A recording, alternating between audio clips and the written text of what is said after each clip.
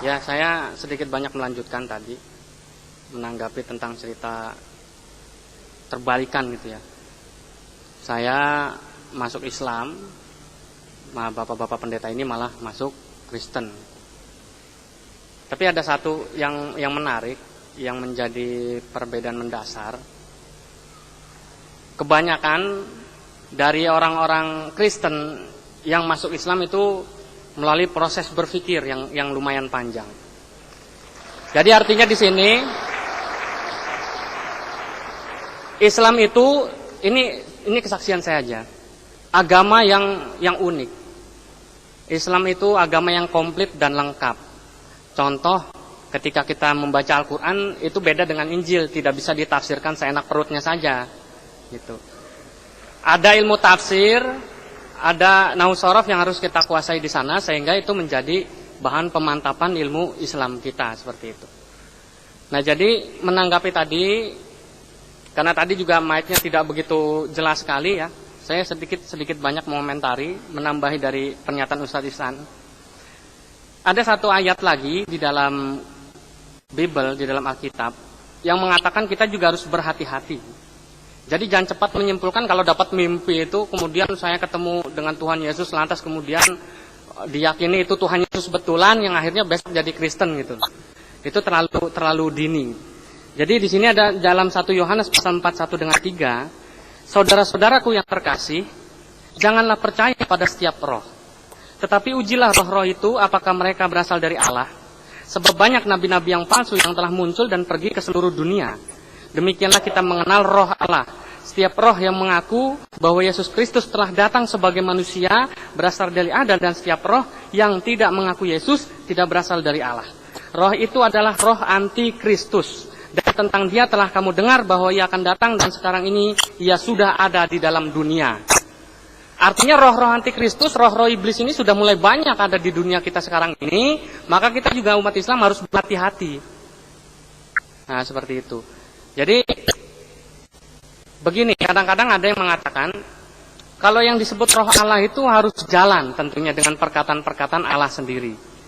Kalau yang disebut bukan roh Allah atau roh anti-Kristus itu pasti bertentangan.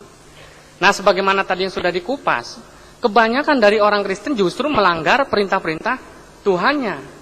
Perintah-perintah yang ada di dalam Alkitab. Contoh satu tadi misalkan mengenai sunat tadi. Banyak masih ada contoh-contoh lain yang melanggar pelanggaran-pelanggaran syariat. Maka begitu awal saya masuk Islam, Pak Kiainya tuh nggak percaya kalau saya sudah disunat juga. Jadi walaupun saya dulu Kristen, tapi saya tetap disunat karena kami Kristennya pinter dan tahu kesehatan gitu ya. Nah, Pak Kiainya nanya, Pak Rudi Yusuf sudah disunat belum? Sudah, nggak percaya. Ya udah, akhirnya masuk ke kamar, saya kasih tunjuk, tuh kan Pak Kiai betul saya sudah disunat. Nah, jadi nggak apa-apa, memang harus dibuktikan semua ajaran itu.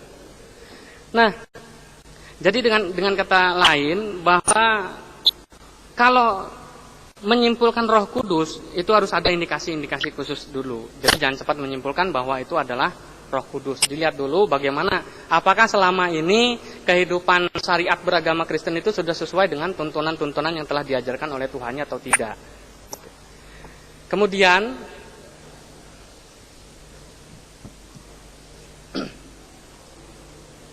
jadi itu untuk Bapak Muhammad Fatah. Kalau dikatakan Islam itu, saya kurang setuju kalau Islam itu tadi disebutkan agama yang jauh dari keselamatan gitu ya. Justru saya bisa menemukan keselamatan itu di Islam. Kenapa? Karena Islam adalah satu-satu agama yang paling indah dan paling bagus mengatur jalan hidup manusia. Artinya begini, tahapan-tahapan kehidupan yang telah diatur dalam Islam itu sudah diatur dengan indah dan baik. Untuk apa? Supaya nanti manusia itu akhirnya akan menemukan kehidupan sejati yang sebenarnya itu di akhirat sana, di surga. Kenapa? Kalau dikatakan Allah itu kurang mengampuni dosa manusia, itu salah. Karena kata Allah, innallaha yuhibbut tawwabina wa yuhibbul mutatahhirin. Sesungguhnya Allah itu sangat cinta, paling cinta sama orang-orang yang suka membersihkan diri dan orang-orang yang senangnya bertobat. Artinya apa di situ? Seharusnya sangat disayangkan ya kepada Bapak Edi Sabto tadi, Kalau mungkin sedikit banyak dulu mau merenungkan lagi kembali perjalanan-perjalanannya, kemudian tidak banyak berkonsultasi atau mendengarkan khutbah dari pendeta, tapi ceramah sama ustadz, kita punya ulama-ulama bagus, maka insya Allah kejadian-kejadian yang seperti ini tidak terjadi. Gitu. Artinya beliau akan tetap menjadi muslim selama-lamanya sampai kapanpun juga, sampai mati. Mungkin itu saja untuk Pak Yosua. Tadi saya pikir sudah saya rangkum dalam pertanyaan saya tadi kepada Pak Muhammad Fatah. Gimana? Oh iya Pak Yosua, saya mau tanya tadi pesantrennya yang dimaksud pesantren apa gitu? Pesantren Al Zaitun atau apa tuh Pak Yosua? Gitu ya. Baik, kalau tidak dijawab nggak apa, ini ada usul aja dari tim pendamping ya. Kalau tidak ada, mungkin saya kira tanggapan saya itu dulu. Saya pikir tadi saya setuju, ini kan mungkin masalah pribadi gitu. Tetap aja Bapak pendeta ini tetap akan bersikukuh bahwa saya ini memang sudah dari Kristen yang taat sampai sekarang gitu ya. Ya silakan saja, tapi itulah argumentasi saya yang harusnya saya kira ditinjau ulang lagi sebagaimana tadi pernyataan dari Ustadz Moko Ginta. Mudah-mudahan nanti pada Ustadz Nababan bisa dilanjutkan dan bisa meneruskan apa yang mau ditanyakan. Silakan.